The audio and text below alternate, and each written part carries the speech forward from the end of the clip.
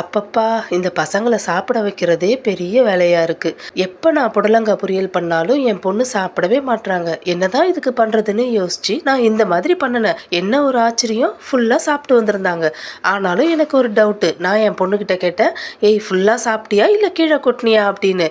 என் பொண்ணு சொன்னாங்க, "no mom, it's tasty. I am fully finished eat my செல்ஃப்ன்னு" சொன்னாங்க.